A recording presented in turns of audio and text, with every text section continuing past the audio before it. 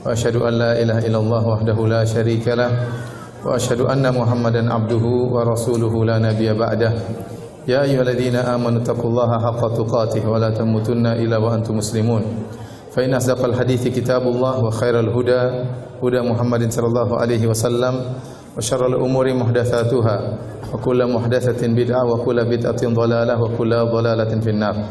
Hadirin dan hadirat yang dirahmati oleh Allah Subhanahu wa taala, Bapak-bapak dan Ibu-ibu yang dimuliakan oleh Allah Subhanahu wa taala, puji dan syukur kita panjatkan kepada Allah atas segala limpahan karunia yang Allah berikan kepada kita yang tiada henti-hentinya. Salawat dan salam semoga tercurahkan selalu kepada junjungan kita Nabi Muhammad sallallahu alaihi wasallam dan juga kepada keluarganya serta seluruh sahabat beliau tanpa terkecuali. Pada kesempatan kali ini kita akan bahas topik tentang 10 penggugur dosa. 10 penggugur dosa.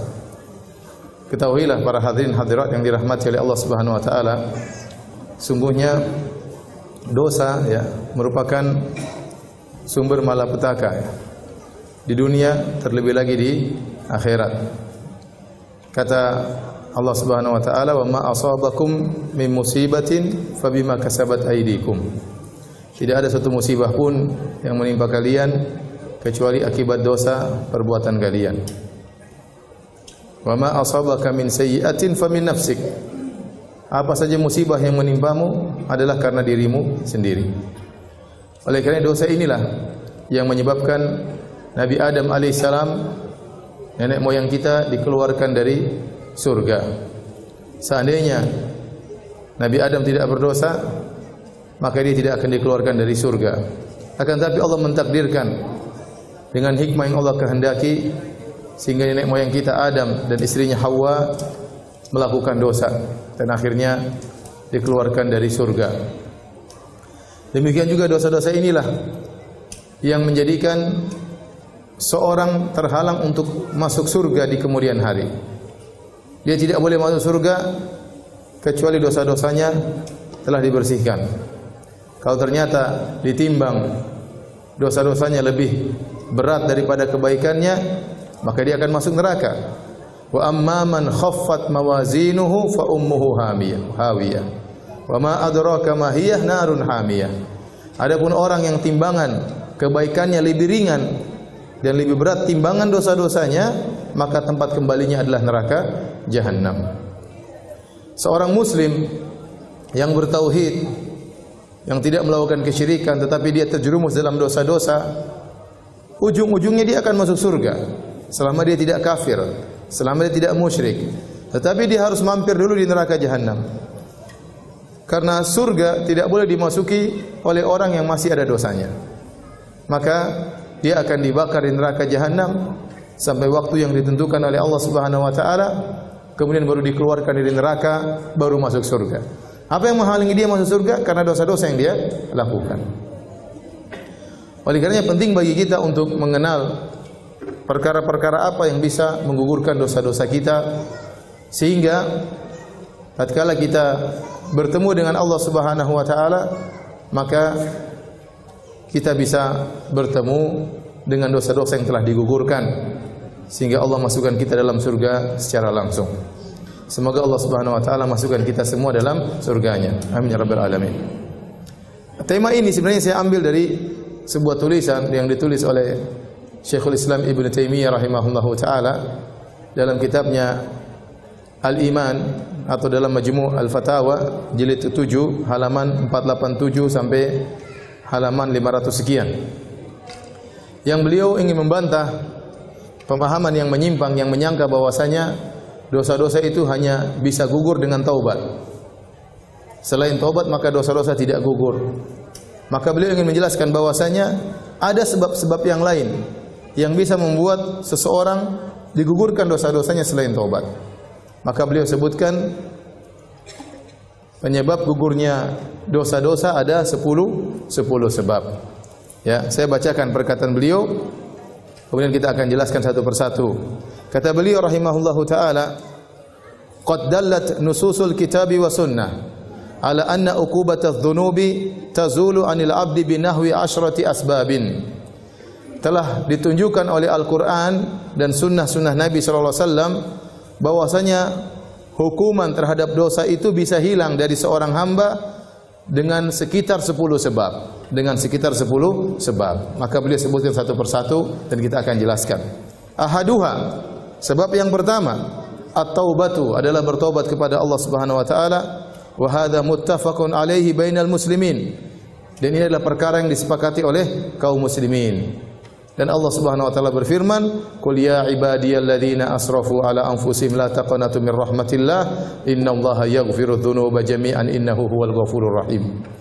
Katakanlah kepada hamba-hambaku, wahai hamba-hambaku yang berlebih-lebihan dalam melakukan dosa.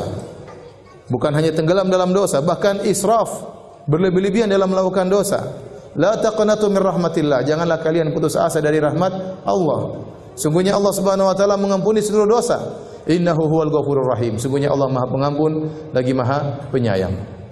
Maka seorang dalam menjalani kehidupannya tidak mungkin dia bebas dari dosa. Pasti dia terjerumus dalam dosa. Dan Nabi SAW sudah mengatakan, istaqimu walan tuhsuh. Berusahalah kalian untuk istiqomah dan kalian tidak bakalan mampu. Kalian pasti melakukan dosa. Ya, seorang berusaha lurus. Tapi bagaimanapun dia berusaha untuk lurus, dia bukan malaikat, dia bukan para nabi. Dia pasti terjerumus dalam dosa. Ya, tergantung banyak atau sedikit, tapi dia pasti terjerumus dalam dosa. Apalagi kita bicara zaman sekarang, siapa yang mau selamat dari dosa? Zaman sekarang, ya. Zaman now kata orang ya. Zaman media sosial ya.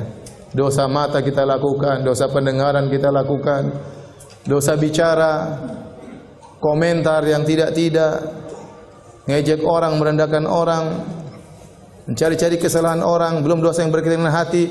Banyak sekali dosa yang kita lakukan tiap hari. Siapa yang bisa selamat dari dosa pandangan? Saya katakan kalau ada seorang pemuda yang bisa menjaga pandangannya di zaman sekarang, dia wali di antara wali-wali Allah Subhanahu wa taala. Siapa yang bisa selamatkan dirinya dari dosa pandangan? Oleh karenanya, seorang tatkala terjerumus dalam dosa, maka hendaknya dia bertobat kepada Allah Subhanahu wa taala. Dan dia harus husnudzon kepada Allah. Allah yang mengatakan, "La taqnatu min rahmatillah." Janganlah kalian putus asa dari rahmat Allah Subhanahu wa taala. Saya selalu memberikan analogi atau logika. Saya katakan dalam hadis Nabi SAW menyebutkan bahwasanya Allah lebih sayang kepada hambanya daripada seorang ibu terhadap anaknya. Suatu hari Rasulullah SAW bersama para sahabat, tiba-tiba ada seorang ibu yang kehilangan anaknya. Ibu ini mencari-cari anaknya, kehilangan anaknya. Dan kita tahu bagaimana perasaan seorang ibu yang kehilangan anaknya. Karena dalam kondisi perang, dia cari anaknya, akhirnya dia ketemu. Waktu dia ketemu dengan anaknya setelah beberapa saat hilang, tentunya di saat itulah puncak-puncak kasih sayang seorang ibu terhadap anaknya. Apalagi anaknya baru saja hilang. Maka dia langsung dekap anaknya, lalu dia susui anaknya. Dan ini dilihat oleh para sahabat. Maka Nabi berkata kepada para sahabat tatkala ada pemandangan seperti ini, kata Nabi, "Atarawna anna hadhihi taridatun waladaha finnar?" Wahai para sahabatku, apakah menurut kalian wanita ini, ibu ini akan melemparkan anaknya ke dalam api? Tentu tidak ya Rasulullah. Bagaimana dia melemparkan anaknya sementara dia sangat sayang sama anaknya? Sementara dia baru cari-cari anaknya dan tidak ada kasih sayang di alam semesta ini yang paling besar kecuali kasih sayang seperti kasih sayang seorang ibu terhadap anaknya. Lebih daripada kasih sayang seorang anak terhadap orang tuanya. Lebih daripada kasih sayang seorang bapak terhadap anaknya. Lebih dari kasih sayang seorang teman terhadap kawannya, seorang suami terhadap istrinya, seorang istri terhadap suaminya. Kasih sayang paling besar adalah ibu terhadap anaknya. Terlebih lagi anaknya baru saja hilang. Kemudian sang ibu mendekapnya dengan luar biasa. Maka Nabi mengatakan, apakah menurut kalian ibu ini akan melemparkan anaknya di api? Kata para sahabat, tentu tidak. Maka Nabi SAW mengatakan, "Lallahu arhamu bi ibadihi min hadhihi bi waladiha." Allah lebih sayang kepada hamba-hambanya daripada ibu ini terhadap anaknya. Jadi para hadirin, seorang kalau melakukan dosa segera kembali. Coba kalau kita orang tua, anak kita nakal, mungkin kita marah, mungkin kita jewer. Kalau dia pergi keluar rumah, mungkin kita usir, tapi kita bersedih. Dan kita ingin dia kembali. Kalau dia kembali, kira-kira kita terima tobatnya atau tidak? Kita pasti terima. Kita pasti terima. Meskipun tadi sudah kita jewer, sudah kita omelin, sudah kita marahin, sudah kita usir bahkan. Tapi kalau dia kembali, namanya seorang ibu pasti akan mendekap anak tersebut. Bisa jadi seorang melakukan dosa, Allah kasih teguran. Allah kasih musibah.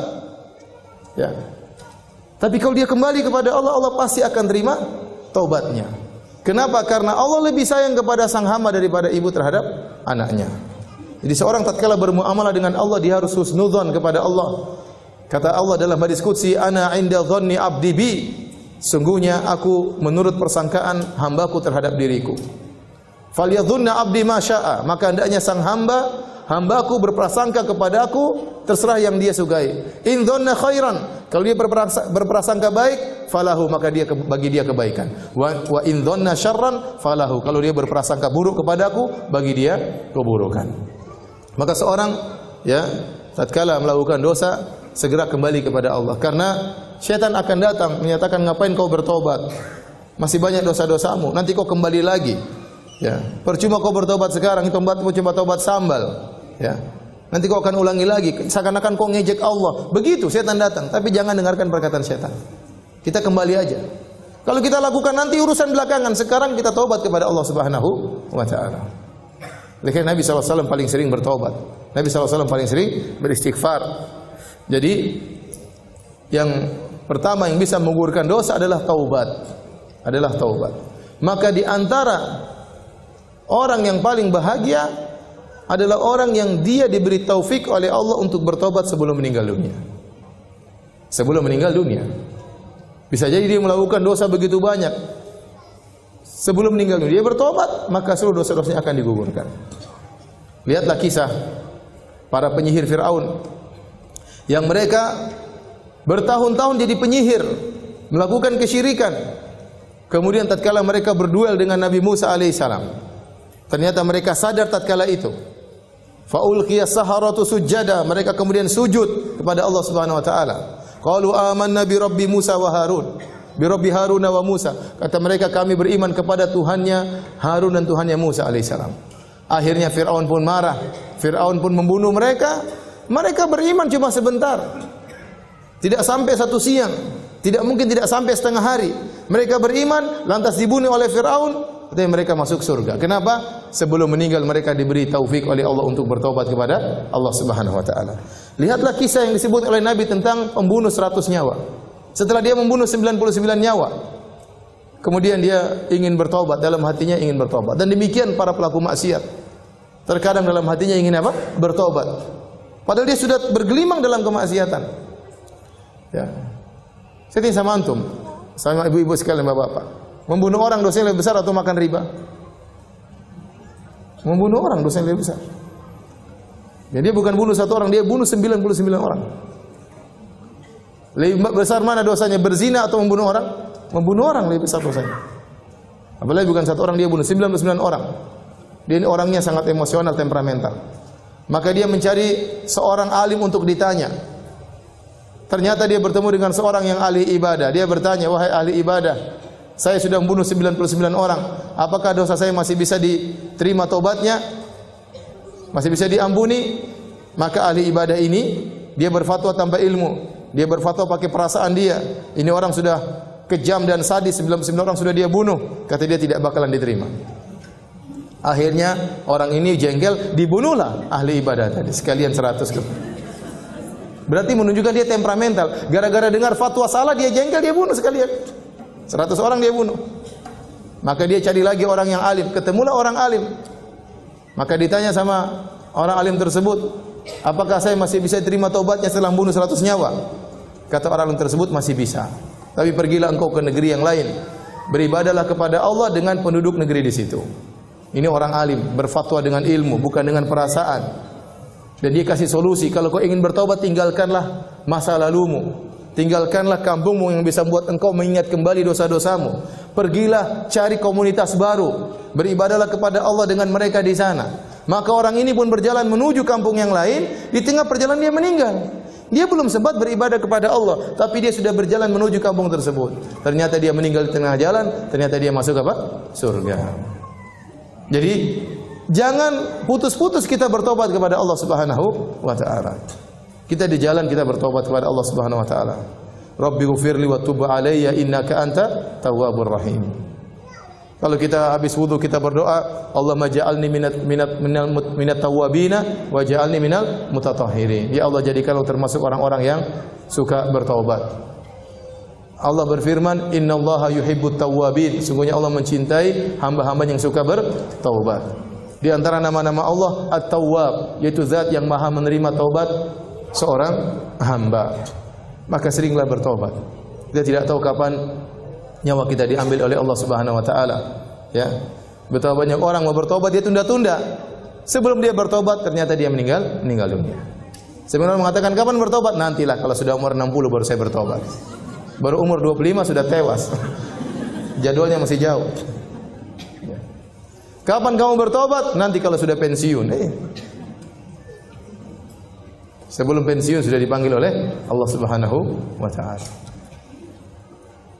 Taib. Terlalu banyak dalil yang menunjukkan Allah Maha menerima taubat.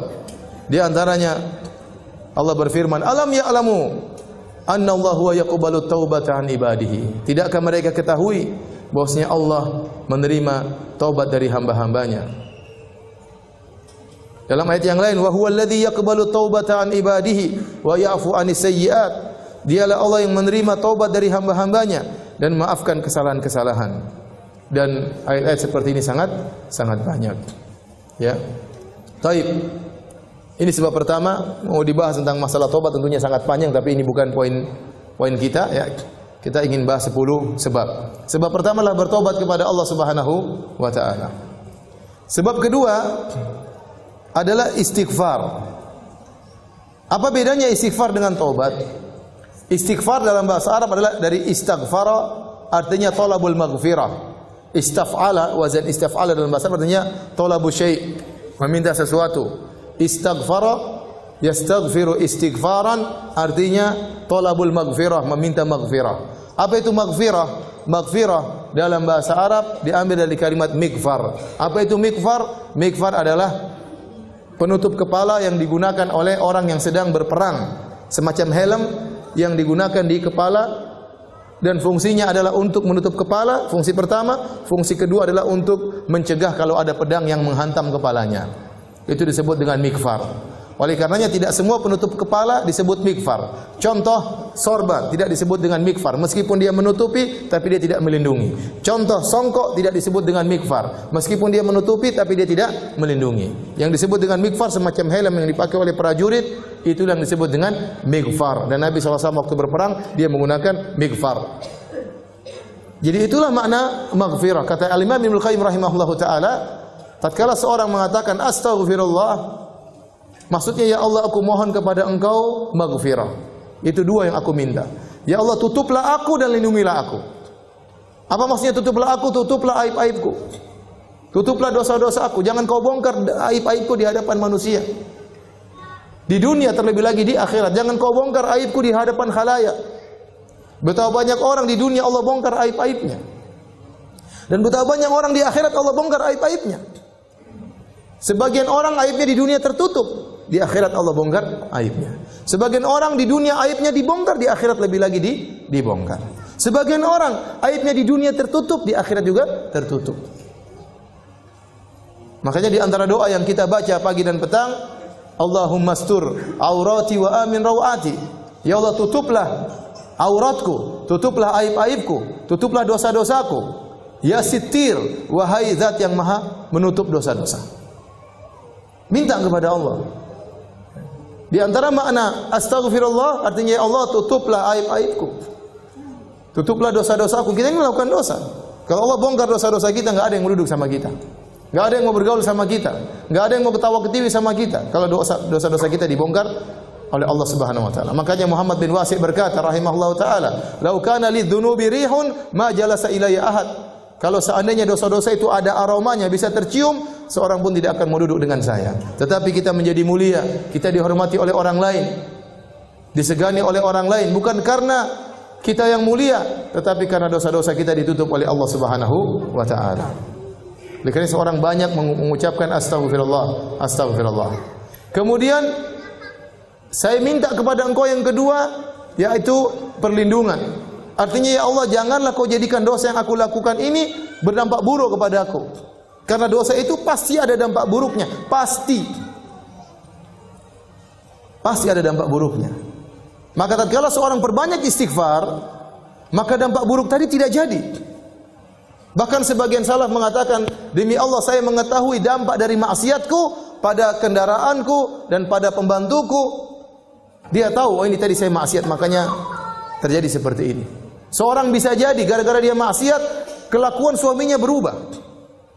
Mulai tidak cinta sama dia, mulai kasar sama dia.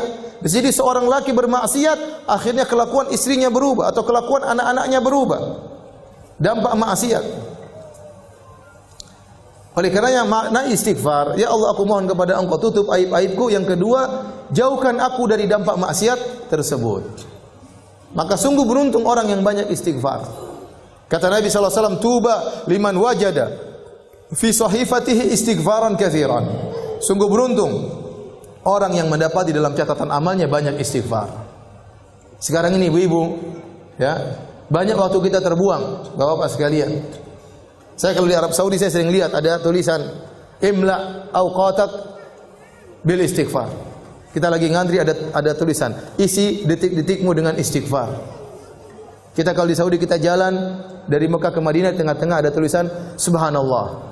Di tengah tulisan alhamdulillah. Kenapa orang yang bersafar agar ingat kepada Allah kemudian dia berzikir di tengah jalan. Betapa sering saya lihat orang ngantri, mereka sambil berzikir, astagfirullah, astagfirullah, astagfirullah, astagfirullah. Sekarang mulai berubah dengan adanya medsos. Sekarang orang ngantri langsung buka Facebook, astagfirullah, astagfirullah, astagfirullah. Alhamdulillah, alhamdulillah. Sekarang lihat macam-macam, malah bikin dosa sambil nunggu bikin dosa. Kenapa lihat macam-macam sambil nunggu? Isi waktumu menunggumu antrianmu dengan dosa. Seakan-akan begitu. Lihat berita macam-macam, lihat berita hoax, lihat komentar-komentar, cari-cari kesalahan orang, ikut nge-share keburukan, ikut komentar keburukan, ikut nyakitin hati orang lain, nuduh yang tidak-tidak, ikut sebar berita bohong, ikut mendengar berita-berita ghibah, ikut baca berita-berita ngerumpi, melihat aurat orang lain. Isi waktumu dengan dosa. Seakan-akan demikian. Nah, kita ini banyak dosa. Maka kalau kita lagi di mobil, istighfar, astagfirullah, astagfirullah, astagfirullah. Lagi nyetir, astagfirullah, astagfirullah, astagfirullah. Enggak usah malu-malu. Kadang kita duduk bareng mau astagfirullah enggak enak. Kayak soalim. Model kayak begini nanti cuek aja. Kerasin suara, astagfirullah, astagfirullah. Tumben bu, astagfirullah, astagfirullah, sudah cuek. Sudah istighfar aja, cuekin. Kalau kita terbiasa, nanti jadi biasa. Ustaz saya takut riya. Kenapa anti takut riya? Karena anti tidak terbiasa. Orang itu terkadang takut riya. Kenapa? Karena tidak terbiasa. Kalau terbiasa cuek, orang bertamu di rumahnya, sebentar, saya mau sholat duha dulu ya. Cuek aja. Tapi kalau, wah itu berarti karena dia tidak biasa sholat duha, makanya dia apa? Takut riya. Tapi kalau dia biasa cuek, dia nggak peduli dengan manusia, gelar sajadah Allahu Akbar, tamu-tamunya ngobrol biarin aja. Harus biasakan diri seperti itu. Ya. Di bandara buka Quran takut riya. Kenapa? Karena jarang baca Quran. Kalau sering baca Quran di mana-mana nggak ada takut riya. Insya Allah, maksudnya Allah jaga diri. Ya. Maka maksud saya banyak waktu kita terbuang, isi dengan istighfar, astagfirullah, astagfirullah, astagfirullah. Orang kalau sudah istighfar manfaatnya banyak. Allah berikan dunia dan juga Allah berikan akhirat. Dan sini saya sampaikan, siapa yang lebih baik daripada Allah Subhanahu wa taala? Tidak ada yang lebih baik daripada Allah Subhanahu wa taala. Kalau orang bertobat, kalau orang beristighfar, Allah bukan cuma ampuni dosa-dosanya, bahkan Allah kasih bonus dunia dan akhirat. Ya. Apa kata Allah Subhanahu wa taala? Ya. Tentang perkataan Nabi Nuh alaihi salam, faqultu astaghfiru rabbakum innahu kana ghaffara yursilis samaa'a 'alaikum midrara wa yumdidukum bi amwalin wa banin wa yaj'al lakum jannatin wa yaj'al lakum anhara ma lakum la tarjuna lillahi waqara. Aku berkata kepada kaumku, istighfarlah kalian. Sungguhnya Allah Maha Pengampun. Niscaya Allah akan turunkan hujan, yaitu hujan apa? Hujan rahmat.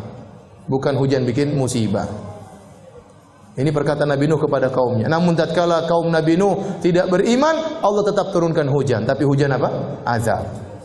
Seandainya mereka beristighfar, hujan yang turun bukan hujan azab, tapi hujan apa? Hujan rahmat. Kata Allah, yursil sama alaikum midrara wa yumdidukum bi amwalin wa banin. Allah akan perbanyak anak-anak kalian, Allah akan perbanyak harta-harta kalian. Wa yaj'alakum jannatin wa yaj'alakum anhara. Allah akan tumbuhkan taman-taman bagi kalian dan Allah akan alirkan sungai-sungai bagi kalian. Dunia Allah berikan. Akhirat Allah juga berikan. Ya. Ya ayyuhalladzina amanu tubu ila Allahi taubatan nasuha. Asa rabbukum ayyukaffira ankum sayyi'atikum wa yudkhilakum jannatin tajri min tahtihal anhar. Wahai orang yang beriman, bertaubatlah kepada Allah dengan taubat yang nasuha. Niscaya Allah akan hapuskan dosa-dosa kalian. Apakah titik? Belum, masih koma. Ada kelanjutannya. Wa yudkhilakum jannatin tajri min tahtihal anhar. Allah masukkan kalian ke dalam surga yang mulai di bawahnya sungai-sungai. Siapa yang lebih baik daripada Allah? Tidak ada yang lebih baik daripada Allah Subhanahu wa taala. Manusia, kalau kita berbuat salah kepadanya, kita minta maaf, dia cuma maafkan, tidak kasih bonus. Apa ada orang kita maki-maki dia, setelah itu kita datang, maaf Mbak, saya kemarin maki-maki Mbak, saya minta maaf. Oh begitu, ini nih, saya terima permohonan maaf engkau dan ini mobil saya kasih buat kamu. Apa ada orang seperti itu? Mustahil. Tapi Allah Subhanahu wa taala, kalau kita dosa kepada Allah, kita maksiat, kita bangkang perintahnya, kita melanggar larangannya terang-terangan, kemudian kita kembali kepada Allah, ternyata Allah kasih dunia, turunkan hujan, Allah berikan rezeki, berikan anak-anak, Allah bukakan taman-taman, Allah alirkan sungai-sungai, di akhirat Allah masukkan surga. Terus lantas apa yang buat kita enggan untuk bertobat dan beristighfar kepada Allah Subhanahu wa taala? Nah, apa bedanya istighfar dengan taubat? Karena Syekhul Islam Taimiyah menjadikan ini dua sebab. Sebab pertama taubat, sebab kedua apa? Istighfar. Bedanya istighfar itu bisa saja muncul dari diri seseorang tanpa dia bertobat. Dia masih ingin bermaksiat tapi dia, ya Allah, maksiat kemarin, ampunilah aku. Tapi dia masih terus bermaksiat. Itu namanya istighfar. Dalam satu hadis dalam Sahih Muslim, "Idza aznaba 'abdun dzamban faqal." Jika ada seorang hamba berbuat dosa kemudian dia berkata, "Rabbi aznabtu dzamban faghfirli." Ya Allah, sungguhnya aku telah melakukan dosa, ampunilah aku. Faqala 'alima 'abdi anna lahu rabban yaghfiru dzam wa ya'khudhu bidzam. Maka Allah berkata, hambaku itu tahu dia punya Tuhan yang mengampuni dosa dan menyiksa karena dosa. Ghafartu li abdi, saya ampuni hambaku tersebut. Summa makatha masya Allah, kemudian dia berhenti dari dosa. Summa adnaba dzamban akhar, kemudian dia dosa lagi. Orang kadang gitu kan, bertobat, istighfar, berhenti dulu. Minggu depan ulangi lagi. Bulan depan ulangi lagi. Waktu dia berdosa lagi, dia berkata lagi, Rabbi gfirli, ya Allah ampunilah aku. Allah berkata lagi, alima abdi anna lahu rabban yaghfiru dzam wa ya'khudhu bidzam. Hambaku tahu dia punya Tuhan yang mengampuni dosa-dosa, makanya dia minta ampun. Dan dia tahu bahwasanya Tuhannya akan mengazabnya kalau dia tidak bertobat, tidak istighfar. Kata Allah, qad ghafartu li abdi, aku telah ampuni hambaku ini. Summa makatha masya Allah, kemudian dia beberapa waktu tidak maksiat. Summa aznaba dzamban akhar, kemudian maksiat lagi. Dia bilang lagi, Rabbi ghfirli, ya Allah ampunilah aku. Kata Allah, sungguhnya hambaku tahu dia punya Tuhan yang mengampuni dosa-dosa dan menyiksa dengan dosa. Aku ampuni dosa-dosanya. Kemudian dia maksiat lagi, beristighfar lagi. Kata Allah, falyaf'al 'abdi ma syaa. Silakan hambaku melakukan yang dia kehendaki. Artinya apa? Selama dia berdosa dia bertobat, selama dia berdosa dia kembali kepada Allah, maka Allah akan terus mengampuninya. Allah akan terus mengampuninya. Ini bisa jadi seorang dia istighfar tapi dia tidak meninggalkan dosanya. Dia tidak meninggalkan maksiatnya. Oleh karenanya taubat, ya, pintu penggugur dosa sendiri, istighfar pintu penggugur dosa sendiri. Istighfar itu doa sebenarnya. Ya Allah ampuni dosaku yang kemarin. Tapi dia belum bertobat, dia masih mau melakukannya lagi. Tentunya istighfar yang sempurna, istighfar disertai dengan apa? Taubat. Istighfar disertai dengan taubat. Kenapa tatkala seorang istighfar, maka akan timbul dalam hatinya takut kepada Allah, khasyah kepada Allah, inabah kembali kepada Allah Subhanahu wa taala. Amalan-amalan hati yang luar biasa ini merupakan sebab dosa-dosanya digugurkan oleh Allah Subhanahu wa taala. Ya. Makanya Nabi sering menggabungkan keduanya. Astaghfirullah wa atubu ilaihi. Rabbi ighfirli wa tub alayya. Ya Allah, ampunilah aku dan terimalah taubatku. Yang terbaik adalah menggabungkan istighfar dengan apa? Taubat. Tapi terkadang seorang hanya istighfar, dia tahu dia belum bisa bertobat, masih tenggelam dalam maksiat. Makanya di antara doa zikir pagi petang, abu'u bi ni'matika alayya wa abu'u bi dzambi. Dalam zikir doa pagi petang, seorang berdoa, ya Allah, aku mengakui nikmat yang Kau berikan kepadaku dan aku mengakui dosa yang aku pikul, ya Allah. Artinya dosa ini mau saya lepaskan, saya belum bisa, ya Allah. Ada orang seperti itu. Dia tahu dia dosa dan dia istighfar, namun dia belum bisa meninggalkan dosa itu. Maka dia minta kepada Allah, ya Allah, aku akui dosaku ini. Aku belum bisa meninggalkannya, ampunilah dosa-dosaku. Seorang berusaha meninggalkan dosa-dosa, tapi ada kondisi-kondisi dia tidak bisa. Dia masih terus melakukannya. Tetap dia tatkala melakukan dosa, tetap dia mohon ampunan. Tetap dia mohon apa? Ampunan. Maka saya katakan istighfar yang terbaik adalah istighfar yang digabungkan dengan apa? Taubat. Ya. Ada orang yang dia kerja di riba dan dia tahu itu dosa. Tetap dia istighfar. Sampai suatu hari, suatu saat mudah-mudahan Allah menggerakkan hatinya untuk kuat meninggalkan dosa tersebut. Ada orang tidak bisa menjaga pandangannya, selalu dia melihat hal-hal yang haram. Dia sudah minta kepada Allah untuk dia tidak mampu. Tapi jangan tinggalkan istighfar, terus minta ampun kepada Allah Subhanahu wa taala. Ada seorang wanita selalu bentak-bentak suaminya. Dia mau tidak bentak-bentak, mulutnya enggak bisa diam. Maka hendaknya dia istighfar dan berdoa kepada Allah semoga suatu hari dia tidak begitu lagi. Ya, seperti itu. Jadi seorang jangan lupa untuk banyak istighfar pada Allah Subhanahu wa taala. Tayyib. Dan istighfar yang terbaik adalah di waktu sahur. Wal mustaghfirina bil ashar. Dan orang yang beristighfar tatkala di waktu sahur. Makanya ibu-ibu jangan lupa bangun malam, meskipun hanya 15 menit, meskipun hanya setengah jam. Saya katakan meskipun cuma 10 menit, salat witir 3 rakaat, kemudian istighfar, astagfirullah, astagfirullah, astagfirullah, astagfirullah. Kata Allah, wal mustaghfirina bil ashar. Orang-orang yang beristighfar di waktu sahur. Dalam ayat yang lain, ya, wabil asharihum yastaghfirun. Di waktu sahur mereka beristighfar. Sebab yang ketiga, ibu yang dirahmati Allah Subhanahu wa taala, dan ini sebab yang sangat penting agar dosa-dosa kita menjadi gugur adalah al-hasanatul mahiyah. Kebaikan-kebaikan amal soleh yang akan menggugurkan dosa-dosa. Kebaikan-kebaikan atau amal soleh yang bisa menggugurkan dosa-dosa. Di antara dalil akan hal ini firman Allah Subhanahu wa taala, wa aqimis salata tarafayin nahari wa zulafan minal lail innal hasanati yudhibna sayyi'at. Dirikanlah salat di penghujung hari dan juga sebagian malam. Sungguhnya kebaikan-kebaikan akan menghilangkan dosa-dosa. Ayat ini disebutkan dalam hadis-hadis yang sahih. Ada seorang sahabat, dia melakukan maksiat. Dia menyentuh seorang wanita yang tidak halal baginya. Maka dia pun gelisah, dia pun datang kepada Nabi sallallahu alaihi wasallam. Dia mengatakan, Rasulullah, sungguhnya saya berada di ujung kota Madinah dan saya begini-begini terhadap seorang wanita. Dia mengakui dosa-dosanya. Fa aqim alayya haddan, ya Rasulullah, tegakkan hukum had kepadaku. Ya, kalau dia zina ditegakkan hukum had, tapi dia tidak berzina, dia cuma mungkin mencium, cuma menyentuh, ya. Tapi tidak sampai berzina. Maka dia mengatakan, ya Rasulullah, tegakkan hukum had. Rasulullah SAW tidak menjawab. Kemudian diiqamatkan salat, kemudian dia salat berjamaah bersama Nabi sallallahu alaihi wasallam. Setelah itu dia datang lagi kepada Nabi, maka Nabi mengatakan, sungguhnya dosa-dosamu telah diampuni dengan salatmu. Turun Nabi bacakan firman Allah ini, wa aqimis salata tarafayin nahari wa zulafan minal lail. Ya. Dirikanlah salat, ya. Innal hasanati yudhibna sayyi'at. Sungguhnya kebaikan-kebaikan akan menggugurkan dosa-dosa. Salat dia berjamaah itu ternyata menggugurkan dosa-dosanya. Tapi jangan salah paham, ya. Tidak apa-apa cium orang nanti salat jamaah selesai. Oh enggak. Orang ini datang dengan hati ketakutan, dengan inabah kembali kepada Allah, takut kepada siksa Allah. Ya, bukan malah menggampangkan hal tersebut.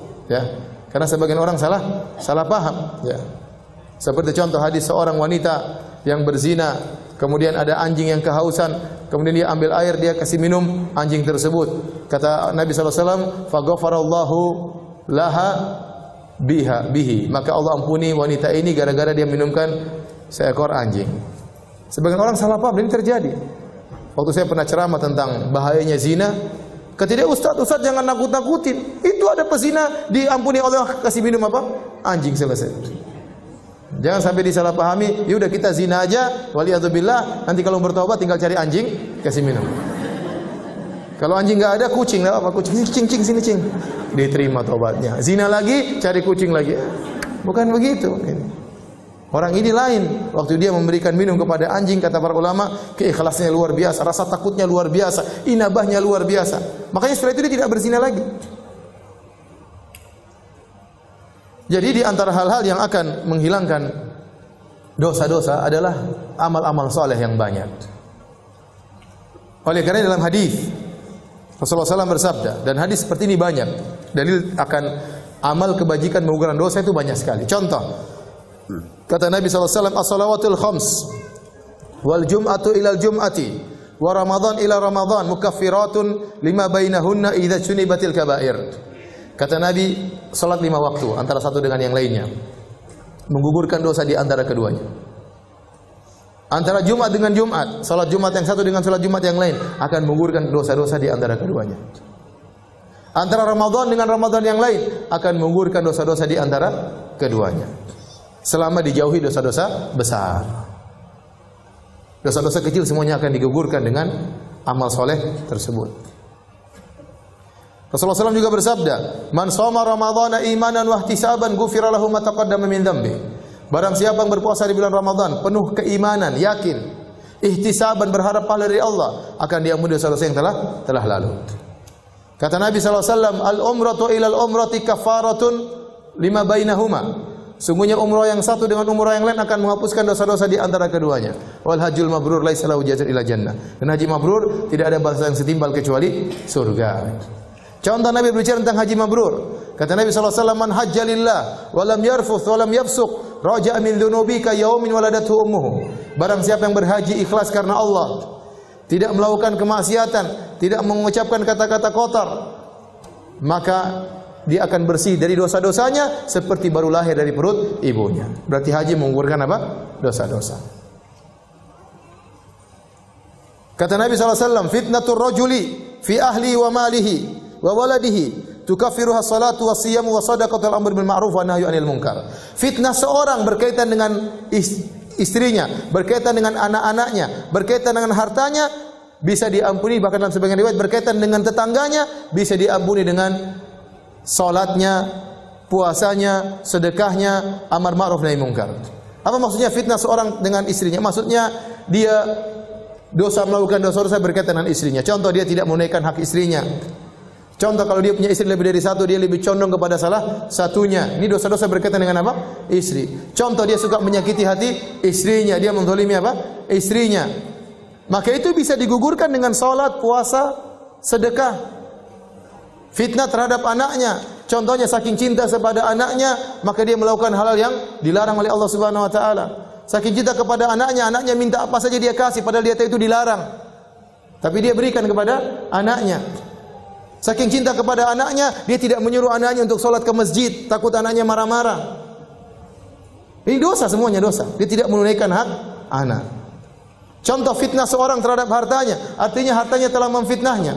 Gara-gara dia punya harta, sehingga dia lupa untuk beribadah, lupa untuk belajar ngaji, lupa untuk tahsin, lupa untuk sholat.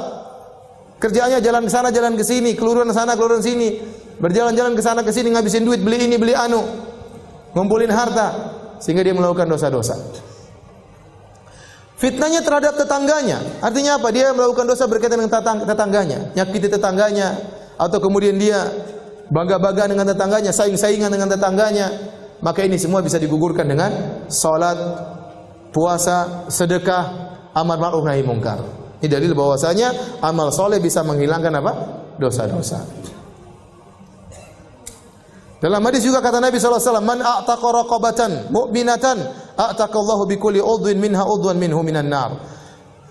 Barang siapa yang membebaskan seorang budak, maka Allah akan bebaskan dia dari neraka jahanam. Setiap bagian anggota tubuh dari budak tersebut yang dia bebaskan akan bebaskan anggota tubuhnya dari neraka jahanam.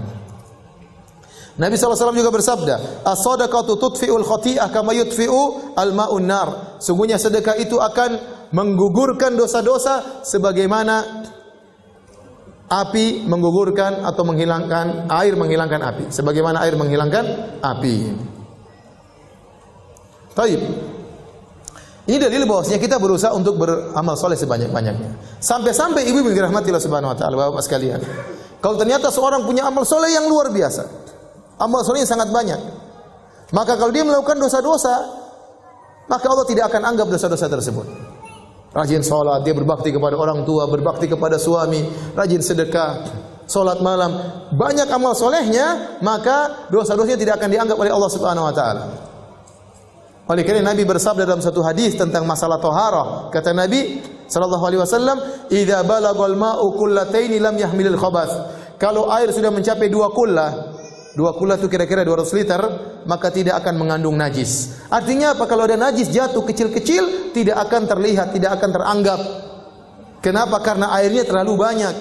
Nah, kata para ulama bahwasanya amal soleh seperti air yang bersih. Dosa-dosa itu seperti najis. Lihatlah kisah seorang Arab Badui yang dia datang ke masjid kemudian dia kencing di masjid. Maka Nabi suruh apa? Nabi suruh ambil air seember, fa'uhriqa alaih. Kemudian Nabi tumpahkan air seember kepada najis tersebut. Najis tersebut kotor tetapi hilang karena air di ember banyak. Maka seorang kalau pahalanya banyak, amal solehnya banyak, ada dosa-dosa tidak dianggap oleh Allah Subhanahu wa taala. Dan dari yang paling kuat akan hal ini kisah Hatib bin Abi Balta'ah radhiyallahu ta'ala anhu. Hatib bin Abi Balta'ah salah seorang dari sahabat Al-Badri yang dia ikut dalam perang Badar. Dan dia bukan panglimanya perang Badar, bukan pemimpinnya perang Badar, cuma salah satu anggota dari pasukan perang Badar. Sehingga kalau kita baca cerita tentang perang Badar, tidak disebutkan tentang kepahlawanan dia, karena dia bukan yang masyhur tatkala dalam perang Badar, tapi dia salah satu dari 315 orang yang ikut dalam perang Badar. Perang Badar terjadi pada tahun 2 Hijriah. Tahun berapa Ibu-ibu? 2 Hijriah. Setelah itu berjalan dengan waktu, tahun 3 Hijriah, 4 Hijriah, 5 sampai 8 Hijriah. Pada waktu 8 Hijriah, ternyata dia melakukan dosa besar. Waktu Nabi akan menaklukkan kota Mekah, Nabi akan menyerang kota Mekah, Hatib bin Abi Balta'ah tulis surat kepada sebagian kerabatnya di kota Mekah mengabarkan bahwasanya Nabi akan menyerang mereka. Dan ini bahaya dalam peperangan. Karena musuh akan mengetahui penyerangan Nabi, khawatir mereka akan melakukan persiapan, mereka bisa mengumpulkan pasukan untuk melawan Nabi SAW. Padahal Nabi ingin melakukan serangan tiba-tiba. Hatib bin Abi Balta'ah tulis surat. Kemudian dikirim lewat seseorang. Ya. Orang tersebut berjalan menuju Mekah. Maka Nabi dikasih wahyu oleh Allah Subhanahu wa taala. Maka dia mengatakan kejar wanita tersebut. Maka datanglah Ali bin Abi Thalib dengan seorang sahabat kalau tidak salah mendatangi wanita tersebut. Kata dia, "Mana surat dari Hatib?" Kata wanita tersebut, "Tidak ada." Kata Ali, "Kalau kau tidak mengaku saya akan telanjangi kamu." Akhirnya dia keluarkan surat tersebut. Ternyata Hatib tulis surat dan ini dosa. Maka kemudian datanglah Ali memberitahu kepada Nabi SAW, maka Umar pun marah. Umar marah. Kata Umar, "Da'ni adrib unuqa hadzal rajul." Ya Rasulullah, biarkan saya penggal kepalanya. Ini pengkhianat ini. Bagaimana dia mengabarkan tentang rencana kita kepada musuh? Padahal Hatib tidak mengabarkan kepada musuh, tapi dia punya kerabat, dia sayang kepada mereka. Maka kata Nabi, "Ma hadza ya Hatib?" Apa yang kau lakukan wahai Hatib? Maka Hatib menjelaskannya, "Rasulullah, itu ada keluarga saya ingin mereka punya hutang budi sama saya. Bukan maksud saya untuk memberitahu kepada orang-orang kafir yang lain, tidak, kepada mereka saja." Waktu Umar mengatakan, "Biarkan saya penggal dia," kata Nabi SAW kepada Umar, "Innahu min ahli Badar. Innahu min ahli Badar." Wahai Umar, ini Hatib pernah ikut perang Badar. Ini Hatib pernah ikut perang Badar. Wa may yudrik la Allah taala ala ahli Badar faqala i'malu ma syi'tum qad ghafartu lakum. Bisa jadi Allah telah melihat para penghuni, para peserta perang Badar. Allah berkata kepada mereka, "Lakukan yang kalian kehendaki, aku telah ampuni kalian." Maka Umar pun menangis. Kenapa? Karena Umar juga ikut perang Badar. Jadi perhatian kita di sini, Hatib ikut perang Badar pada tahun 2 Hijriah. 6 tahun kemudian dia bermaksiat. Ternyata maksiat tersebut dimaafkan oleh Allah. Kenapa? Karena dia pernah ikut perang Perang Badar. Kenapa dia pernah melakukan amal soleh yang luar biasa? Sebanyak kalau kita katakan air di sungai atau air di lautan. Dosa yang dia lakukan tadi waktu dimasukkan ke dalam lautan kebaikannya lebur, tidak ada nilainya. Maka seorang berusaha melakukan amal soleh sebanyak-banyaknya. Mumpung masih muda, mumpung masih bisa baca Quran, mumpung masih kuat sholat. Kalau masih bisa sholat, segera sholat banyak-banyak. Nanti ada waktu nggak bisa sholat lagi, rukuk saja setengah mati, sudah nggak bisa 90 derajat, sudah miring begini.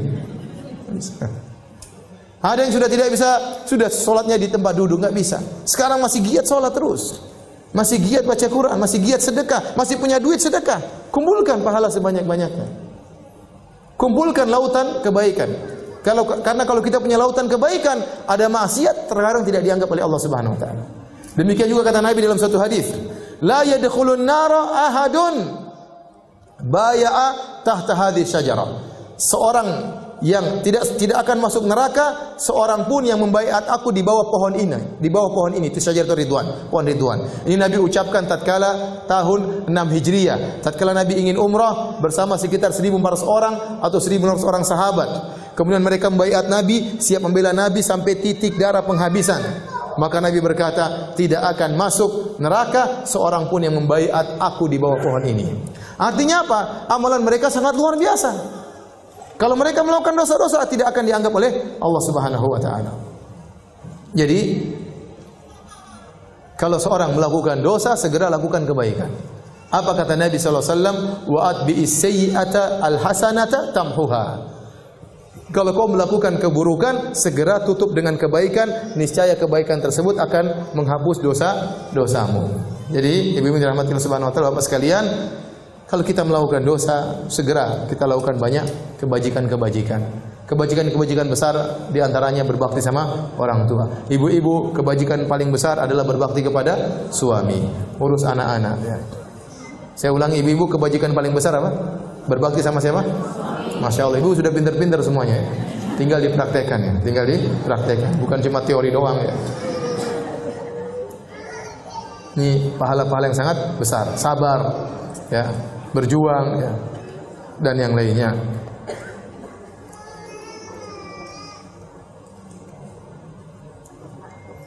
Oleh karena dalam hadis juga disebutkan, kalau orang banyak melakukan salat sunnah, kebaikan-kebaikan, akan menutup kekurangannya dalam salat fardu. Ya. Kata Nabi SAW dalam satu hadis, inna awwala ma yuhasabu alaihi al-abdu min amali yaumal qiyamah as-salat. Yang pertama kali dihisab oleh seorang hamba dari amal solehnya adalah salat.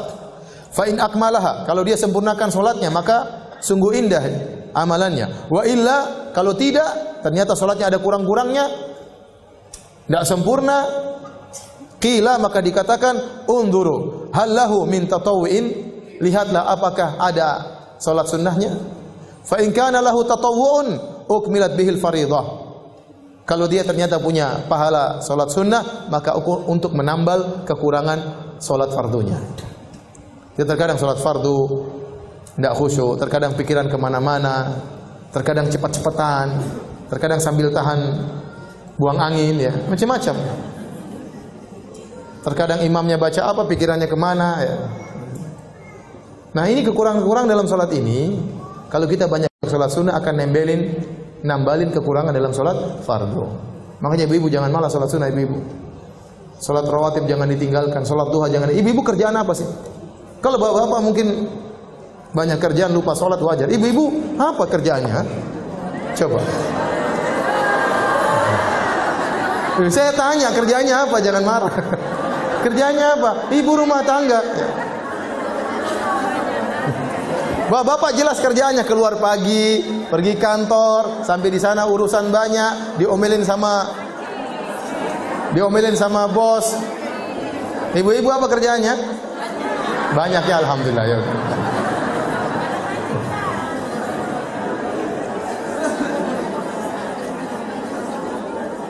Ibu-ibu baper banget ya. Santai aja ya. Jadi mumpung kita ada umur, mumpung kita ada tenaga, mumpung ada waktu, jangan lupa salat sunnah ya. Salat sunnah, jangan malas. Salat rawatib ya. Sebelum salat, sesudah salat, jangan malas. Baik. Sebab berikutnya, ibu yang dirahmati Allah Subhanahu wa taala,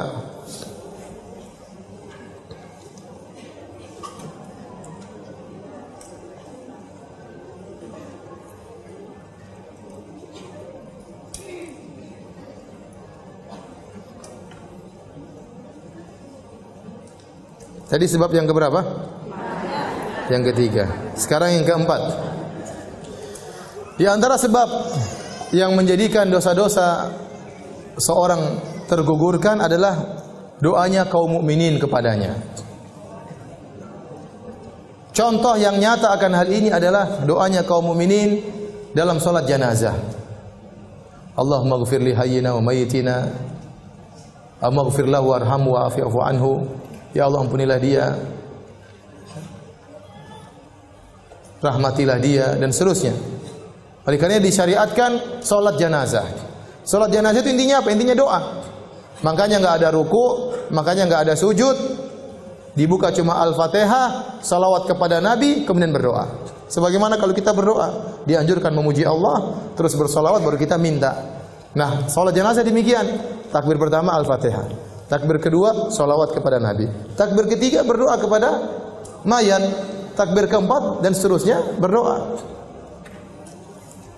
Nah, kalau orang berdoa untuk mayat, maka dosa-dosanya akan digugurkan oleh Allah Subhanahu wa taala. Dalam satu hadis dari Anas bin Malik radhiyallahu taala anhu, dari Nabi sallallahu alaihi wasallam, beliau berkata, "Ma min mayyitin yusalli alaihi ummatun minal muslimin, yabluguna mi'atan kulluhum yashfa'una illa syuffi'u fihi." Tidaklah seorang mayat meninggal kemudian disolatkan oleh 100 orang-orang Islam, kaum muslimin. Ada jumlah mereka sampai 100. Ya. Semuanya berdoa kecuali mereka akan diberi syafaat untuk mayat tersebut. Jadi mayat ini akan digugurkan dosa-dosanya. Dalam hadis yang lain, An Ibnu Abbasin, dari Ibnu Abbas radhiyallahu taala anhuma, qala sami'tu Rasulullah sallallahu alaihi wasallam yaqul, aku mendengar Rasulullah sallallahu alaihi wasallam bersabda, "Ma min rajulin muslimin yamutu," tidaklah seorang muslim meninggal dunia, "fayaqumu ala janazatihi arba'una rajulan," maka kemudian menyolatkannya 40 orang lelaki, "la yusyrikuna billahi syai'an," dan mereka tidak berbuat syirik sama sekali, "illa syafa'ahumullahu fih," kecuali Allah akan mengizinkan mereka untuk memberi syafaat kepada mayat tersebut. Jadi kalau ibu meninggal dunia, kalau bisa orang-orang yang bertauhid yang menyolatkan. Kalau ada 40 orang yang menyolatkan kita meninggal dunia, maka insya Allah diberikan izin oleh Allah agar mereka beri syafaat untuk kita. Artinya doanya akan dikabulkan. Syaratnya tidak berbuat syirik sama sekali. Cari orang-orang yang suka ikut pengajian, yang menjauhkan diri sejauh-jauhnya daripada kesyirikan, tidak pakai jimat, tidak percaya kepada tatoyur, tidak percaya dengan angka-angka sial, tidak percaya dengan hal-hal yang tidak benar. Cari orang-orang seperti gitu. Minta agar mereka, kalau saya meninggal, salatkan saya. Karena kalau ada 40 orang ahli tauhid yang menyolatkan, maka itu akan menggugurkan dosa mayat tersebut. Taib, ini sebab yang keempat. Dosa-dosa bisa berguguran dengan doa orang lain. Makanya jangan lupa untuk mendoakan orang tua yang sudah meninggal.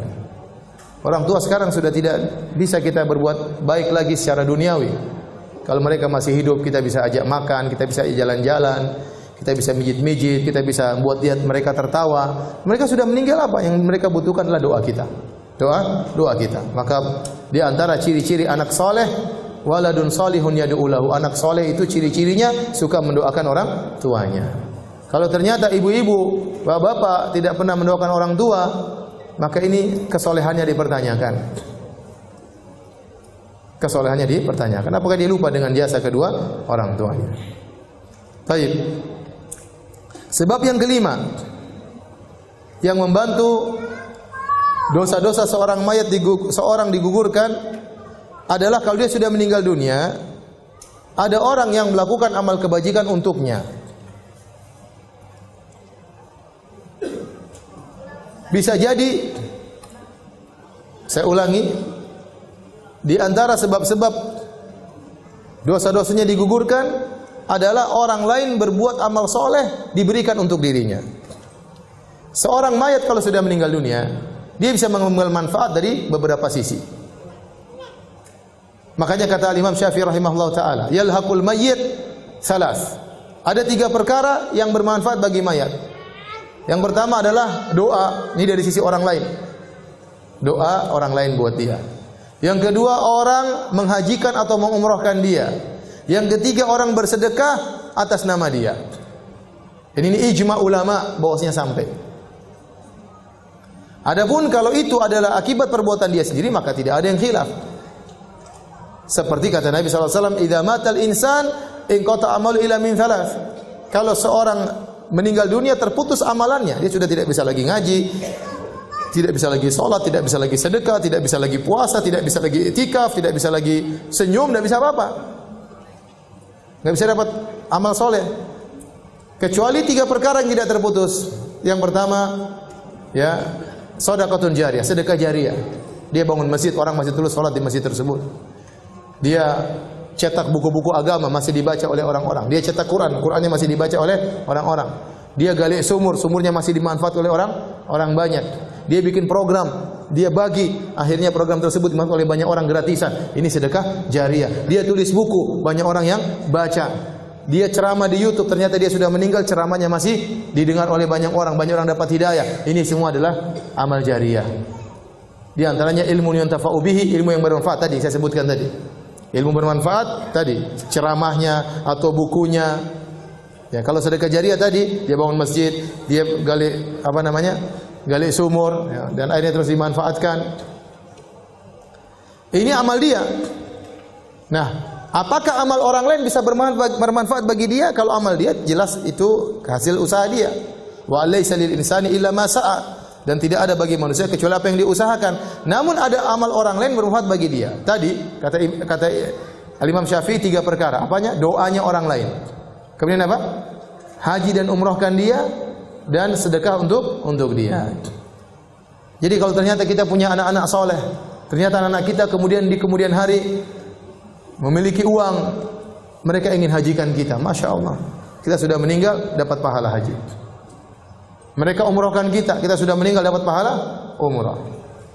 Kemudian mereka bikin masjid, pahalanya untuk bapaknya, sedekah, maka lari kepada bapaknya. Mereka bagi makanan kepada fakir miskin, niatnya untuk bapaknya, untuk ibunya, pahalanya ngalir. Jadi ini akan menggugurkan dosa-dosa kita. Makanya penting kita untuk mendidik anak-anak yang saleh, ya, agar mereka tatkala kita sudah meninggal dunia masih ingat dengan kita. Ya. Taib.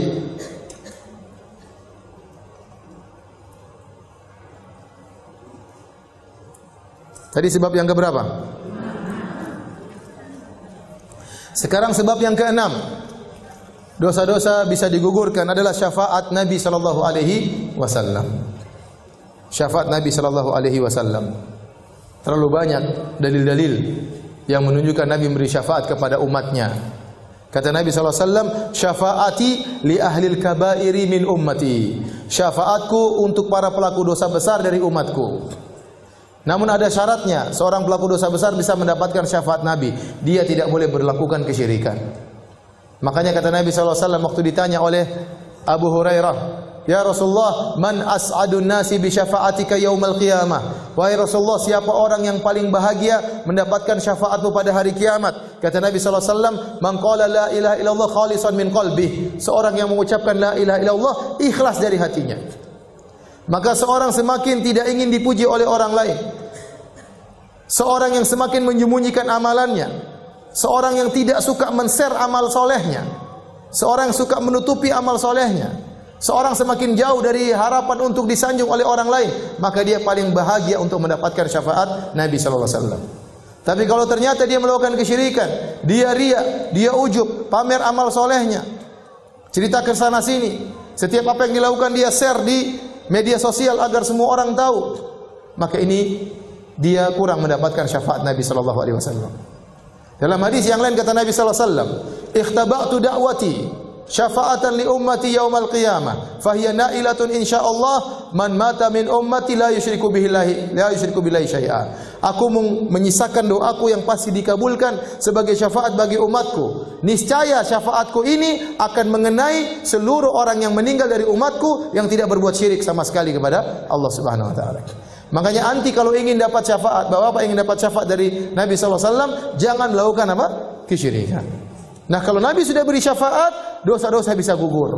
Makanya Nabi berkata, syafaati li ahlil kabairi min ummati, syafaatku untuk pelaku dosa besar dari umatku. Berarti dosa-dosanya bisa gugur gara-gara syafaat Nabi sallallahu alaihi wasallam. Semoga Allah menganugerahkan kepada kita syafaat Nabi sallallahu alaihi wasallam. Allahumma syafi'hu fina. Amin ya rabbal alamin. Taib. Sebab yang ketujuh. Musibah-musibah yang Allah timpakan kepada seorang hamba untuk menghapuskan dosa-dosanya. Ini terlalu banyak dalilnya. Kata Allah Subhanahu wa taala, "Wa ma asabakum min musibah fabima kasabat aydikum wa ya'fu an katsir." Tidak ada satu musibah pun yang menimpa kalian kecuali akibat perbuatan kalian. Wa ya'fu an katsir, dan Allah banyak mengampuni dosa-dosa kalian. Kalau seandainya setiap dosa dikasih musibah, kita binasa. Tapi Allah hanya memberikan musibah kepada sebagian dosa, sebagian lagi Allah ampuni. Kalau setiap dosa kita lakukan ada musibahnya, kita binasa. Allah mengatakan, "Ma asabaka min sayyi'atin fa min nafsik." Apa saja yang menimpamu dari keburukan itu dari dirimu sendiri. Bahkan dalam satu hadis kata Nabi sallallahu alaihi wasallam, "Ma yusibul mu'min min wasabin wala nasabin wala hammin wala hazanin wala ghammin wala adhan hatta syauka yushakuha illa kafarallahu biha min khotayahu." Kata Nabi sallallahu alaihi wasallam, tidaklah menimpa seorang mukmin wasab, penyakit, dia sakit. Kalau dia sabar menghadapinya, menggugurkan dosa. Wala nasabin, dia lelah, letih, capek, maka itu juga akan menghapuskan dosa-dosanya. Wala hazanin, wala hammin, suatu yang dia khawatirkan di depan nanti bagaimana. Perasaan kekhawatiran tersebut, kalau dia sabar menghadapinya, akan menghapuskan dosa-dosa. Wala hazanin, dia ditimpa dengan apa? Kesedihan masa lalu, susah untuk dia lupakan. Wala ghammin, kegelisahan dalam dirinya. Wala adzan, suatu apapun yang mengganggunya, sampai duri yang menusuknya, kecuali akan menggugurkan dosa-dosanya. Jadi semua yang perkara yang tidak kita sukai, kalau menimpa kita, kemudian kita menghadapinya dengan baik, maka akan menggugurkan seluruh dosa-dosa kita. Sampai masalah sedih, seorang sedih. Bahkan seorang terkadang dia bingung, saya kenapa ini, kok saya gelisah, kok saya sedih, perasaan saya tidak melakukan dosa. Dia pasti melakukan dosa, cuma dia lupa mungkin. Terkadang Allah cuma kasih musibah apa? Kegelisahan, kesedihan, untuk menggugurkan dosa-dosanya.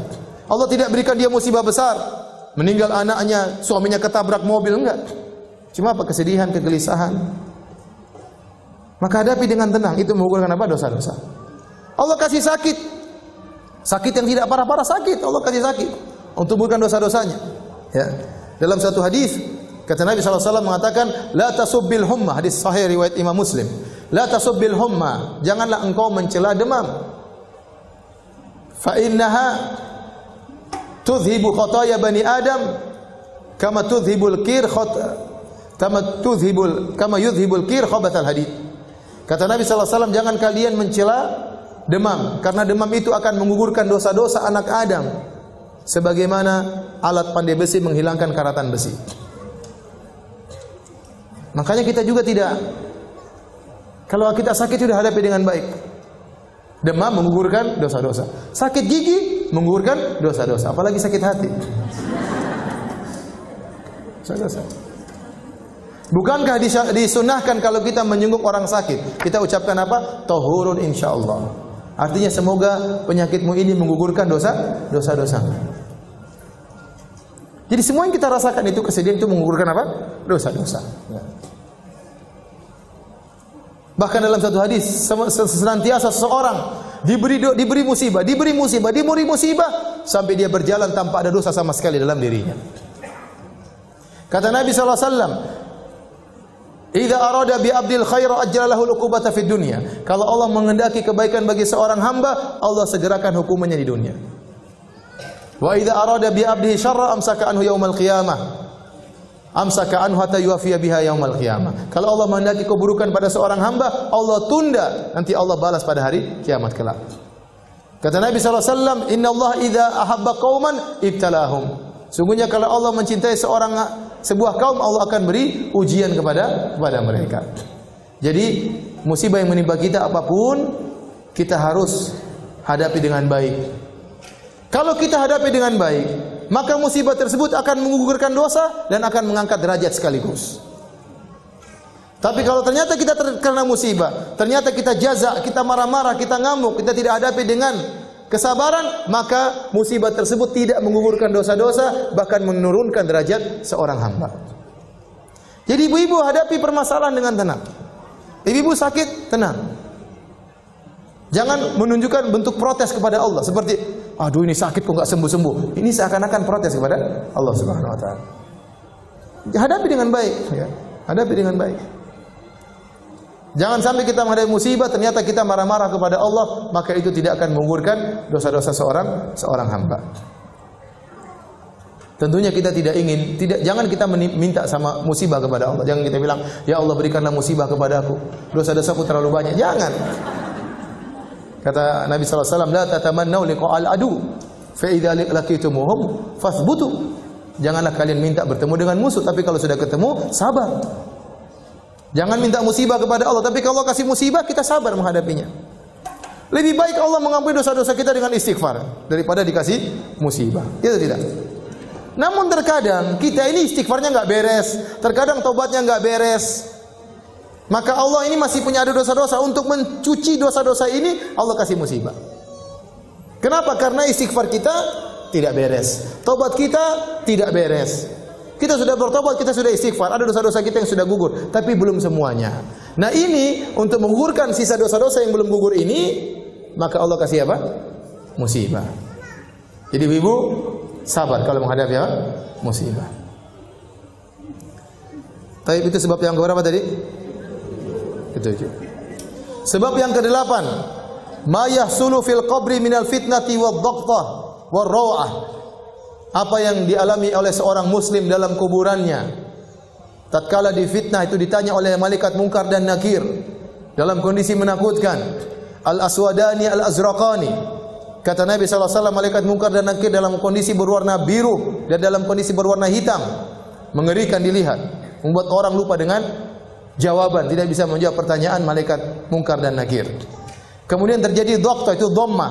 Dia seperti dihimpit oleh kuburan. Setiap orang akan mengalami tersebut dalam kuburannya. Dalam satu hadis, ya Rasulullah sallallahu alaihi wasallam bersabda, "Inna lil qabri dhaqdatan, walau kana ahadun najian minha naja minha Sa'ad bin Mu'adz." Kata Nabi, sungguhnya dalam kuburan itu ada tekanan. Tidak ada seorang pun yang selamat. Seandainya ada orang yang selamat, maka yang akan selamat adalah Sa'ad bin Mu'adz. Siapa Sa'ad bin Mu'adz? Sa'ad bin Mu'adz adalah seorang sahabat yang meninggal karena terkena panah dalam perang Khandaq. Akhirnya dia meninggal dunia. Waktu dia meninggal dunia, kata Nabi SAW, ihtazza arsyur rahman li mauti Sa'ad. Arsy Allah bergetar karena kematian Sa'ad bin Mu'adz radhiyallahu taala anhu. Artinya dia orang yang sangat soleh. Tetapi dia pun tidak lolos dari dhaqtah, dari tekanan dalam kuburan. Tekanan-tekanan seperti ini dalam kuburan itu bukanlah siksa kubur, tapi sesuatu yang dialami oleh seorang mukmin tatkala dalam kuburan. Seperti kelaziman orang masuk dalam kuburan, seperti seorang tatkala di dunia dia sedih, dia merasakan sakaratul maut, bukan berarti karena dosa-dosanya, tidak. Tapi hal itu adalah kelaziman dari kehidupan. Tatkala kehidupan akan meninggalkannya, dia akan merasakan sakaratul maut. Dan itu akan mengurangi dosa-dosa. Sama tatkala seorang masuk dalam kuburan, dia langsung mengalami dhamma, dhaqta dari dalam kuburan. Itu akan menggugurkan dosa-dosanya. Baru nanti kalau sudah ditanya oleh malaikat Munkar dan Nakir, baru dia akan, kalau bisa jawab, mendapatkan nikmat kubur, kalau nggak bisa jawab, dapat azab kubur. Kata Syekhul Islam Ibnu Taimiyah rahimahullah taala, ini adalah sebab di antara dosa-dosa digugurkan tatkala dalam kuburan seorang mengalami penghimpitan dari kuburan. Sebab yang ke-9, ahwal yaumil qiyamah wa karbuha wa syada'iduha, yaitu kondisi-kondisi yang berat pada hari kiamat. Karena seorang tatkala dibangkitkan pada hari kiamat dalam kondisi sangat berat, dibangkitkan dalam kondisi tidak beralas kaki, tidak berpakaian, tidak ada harta yang dia bawa, di bawah terik matahari dalam jarak 1 mil, keringat bercucuran, kondisi sangat mengerikan. Kemudian tatkala dia disidang, dia menghadapi kondisi sangat mengerikan, yang menyidang Allah Subhanahu wa taala. Tatkala dihisab, sama, juga dia mengalami perkara yang sangat berat. Dibongkar aib-aibnya, disebutkan kesalahan-kesalahannya yang selama ini tersembunyikan. Kemudian di mizan tatkala ditimbang. Kemudian tatkala suruh lewat sirat. Bayangkan lewat sirat yang sangat tipis dan sangat tajam. Sementara di samping-sampingnya ada kalalib, khatatif, besi-besi yang siap mencabik-cabik orang yang melewatnya. Semua kondisi hari kiamat sangat mengerikan. Kata Syekh Islam Taimiyah rahimahullah taala, seluruh kondisi-kondisi ini akan mengurangi dosa-dosa seorang hamba. Oleh karenanya di antara orang yang lewat di atas sirat, ada sebagian kaum muslimin yang waktu dia lihat sirat maka tercabik-cabik badannya. Sampai-sampai dia tidak bisa berjalan di atas sirat kecuali dengan perutnya. Tatkala dicabik-cabik oleh besi-besi tersebut di samping sirat, ya, tidak membuat dia masuk neraka, tidak. Dia tetap selamat ke surga, tapi itu akan menggugurkan apa? Dosa-dosanya. Akhirnya dia selamat, akhirnya dia masuk surga. Taib, itu sebab yang ke-9. Sebab yang ke-10, kata Syekhul Islam Taimiyah rahimahullah taala, rahmatullahi wa afuhu wa maghfiratuhu bila sababin minal ibad. Yaitu Allah merahmati, Allah mengampuni, Allah memaafkan tanpa sebab dari hamba. Tetapi karena kasih sayang Allah yang sangat luas, tiba-tiba Allah ampuni begitu saja. Bisa saja Allah melakukan demikian. Makanya dalam ayat Allah mengatakan, "Wa ma asabakum min musibatin fabima kasabat aydikum." Setiap musibah yang menimpa kalian tidak lain kecuali akibat ulah perbuatan kalian. Wa ya'fu an katsir. Dan banyak Allah ampuni dosa-dosa kalian. Tanpa ada sebab, tapi Allah ampuni begitu saja. Karena kasih sayang Allah Subhanahu wa taala. Ya. Taib, demikian saja hadirin hadirat rahmatillah subhanahu wa ta'ala, di antara 10 sebab penggugur dosa-dosa. Semoga dosa-dosa kita diampuni oleh Allah Subhanahu wa taala.